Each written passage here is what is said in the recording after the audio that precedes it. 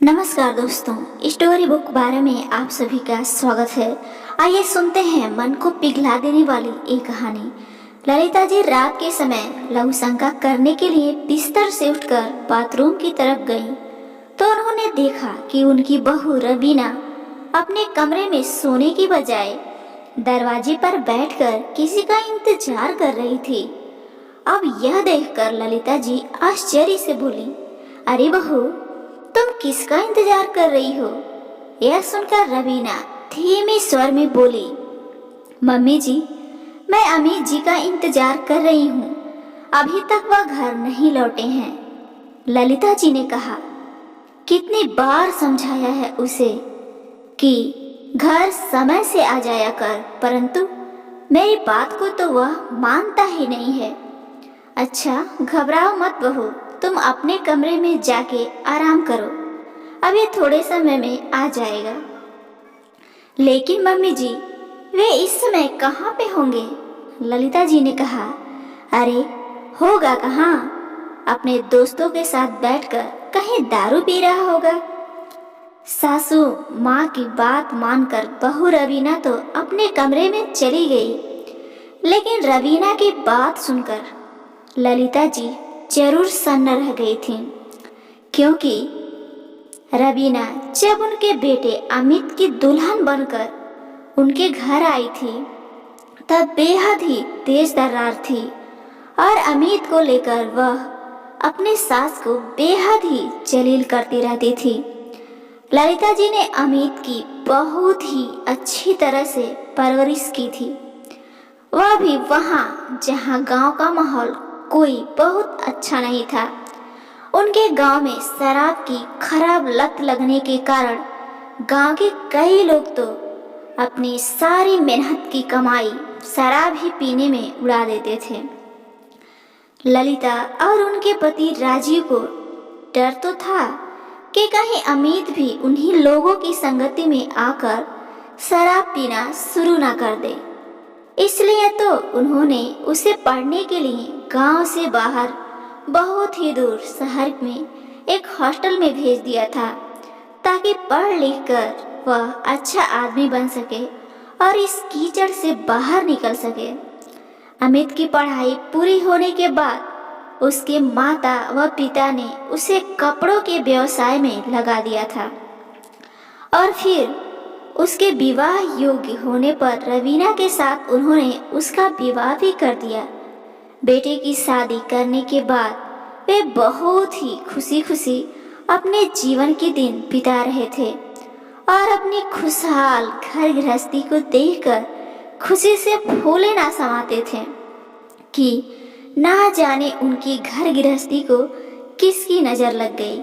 ललिता जी को एक दिन बहुत ही गहरा आघात लगा जब उन्होंने बेटे अमित को शराब के नशे में लड़खड़ाते हुए घर के अंदर आते हुए देखा।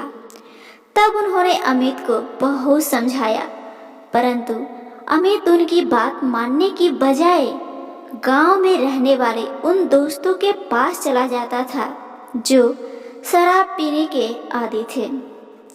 अमित अपनी दिन भर की सारी मेहनत की कमाई शराब पर लौटा देता था और देर रात को जब वह नशे में झूमता हुआ घर आता था तब रवीना पति अमित को समझाने की बजाय अपनी सास ललिता जी को ही जलील करते हुए कहती, अब क्या बोलती है बुढ़िया, जब छोटा था तो तुमने अपने बेटे को अच्छे संस्कार नहीं दिए और अब जब हाथ से निकल गया तो समझाने चल रही हो।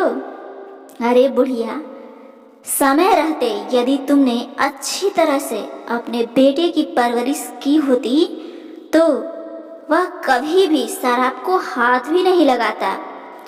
रवीना द्वारा अपने ऊपर ऐसा आरोप सुनकर उसकी सास ललिता जी की आंखों से दुख के आंसू आने लगते थे, क्योंकि उन्होंने तो बहुत कोशिश की थी कि अमित को इन सब से दूर रखने की, लेकिन फिर भी वह गलत संगत में पड़ ही गया था। उन्होंने अपनी बहू रवीना से हाथ जोड़कर कहा, बहू, भगवान के लिए मेरे साथ ऐसा ना करो। अनायास ही मुझ पर ऐसे आरोप लगाकर मुझे जलील मत करो। अरे बहू, मैं तो क्या, संसार की कोई भी मां नहीं चाहेगी कि उसका बेटा, उसका लाल शराब के नशे में खराए। मैंने तो बहुत कोशिश की थी उसे ऐसे माहौल से दूर रखने की, लेकिन फिर भी वह गलत संगत में पड़ ही गया। तब रवीना उनकी उपहास उड़ाते हुए कहती है, ए बुढ़िया, ये सब झूठी बातें हैं, मेरे सामने नाटक मत कर। तुमने इन्हें अच्छे संस्कार नहीं दिए हैं। अरे, जब मेरे बच्चे होंगे ना, तब आप देखना, और तब मैं दिखाऊंगी कि बच्चों को अच्छे संस्कार कैसे दिए जाते हैं। रवीना को अपना उपहास उड़ाते हुए देखकर सास ललिता जी का हृदय दुख से छलनी हो जाता था। पर कुदरत का भी गजब खेल है यारो। कुछ ही समय बाद रवीना ने एक बेटे को जन्म दिया, तो उसने बड़े ही प्यार से उसका नाम क्रिस रखा था। लेकिन क्रिस अभी 5 साल का ही था कि एक दिन दिल का दौरा पड़ने के कारण उसके पापा अमित की मौत हो गई। अब होने को कौन टाल सकता है। दोस्तों, इधर बेटे की मौत के कारण रवीना के ससुर राजीव जी को भी ऐसा सदमा लगा, और एक दिन जब वह खाना खाकर सोए तो फिर उठे ही नहीं और हमेशा के लिए अपने बेटे के पास चले गए। अब तो इस परिवार पर दुखों का पहाड़ ही टूट पड़ा। अब पति और पुत्र के गुजर जाने के बाद ललिता जी गहरे दुख के कारण अपने कमरे में ही कैद होकर रह गई थीं। जैसे कि वो यहाँ है ही नहीं। हमेशा वे बेसुध ही बिस्तर पर पड़ी रहती थी, जिससे घर की सारी जिम्मेदारी उनकी बहू रवीना के सिर पर आ पड़ी थी। रवीना ने घर के काम के लिए एक नौकरानी रखकर अपने पति के व्यवसाय को खुद ही संभालने लगी, और बेटे क्रिस को उसने शहर के एक प्रतिष्ठित विद्यालय में दाखिला कराने के बाद उस पर कड़ी निगरानी रखती थी, ताकि वह गलत संगति में ना पड़े। लेकिन विधाता को कुछ और ही मंजूर था। स्कूली शिक्षा पूरी करने के बाद जब कृष्ण ने कॉलेज में दाखिला लिया, तो कॉलेज में पढ़ने वाले कुछ ऐसे लड़के जो अपने घर वालों से छिपकर शराब, सिगरेट आदि का सेवन करते थे, उनसे उसकी दोस्ती हो गई थी, जिससे वह भी अपनी मम्मी से छिप छिप कर शराब और सिगरेट का सेवन करने लगा था। एक दिन क्रिस बहुत जल्दीबाजी में घर में घुसते ही कहा, मम्मी, जल्दी से मेरा खाना लगा दो, मुझे बहुत ही तेज भूख लगी है। दरवाजे के पास ही होने के कारण उसके मुख से उड़ती दुर्गंध महक कर दादी ललिता जी ने बहू रवीना से बोली, बहू, मैंने तो अपने बेटे को अच्छे संस्कार नहीं दिए, परंतु तुमने तो अपने बेटे को अच्छे संस्कार दिए थे ना, फिर यह शराब और सिगरेट कैसे पीने लगा। सास की बात सुनकर रवीना ने शर्मिंदगी के कारण कुछ बोल ना सकी, क्योंकि आज रवीना को यह एहसास हो गया था कि बच्चे की गलत संगति में पड़ने में माँ का कोई दोष नहीं होता। हर माँ यही चाहती है कि उसका बच्चा कभी भी गलत संगति में ना पड़े। अब रवीना ने अपनी सास ललिता जी से कहा, मम्मी जी, मुझे माफ कर दीजिए, और सोचिए कि इस घर का सह आखिरी चिराग है और हम दोनों के लिए ही बहुत महत्वपूर्ण है, तो इसे कैसे सुधारा जाए।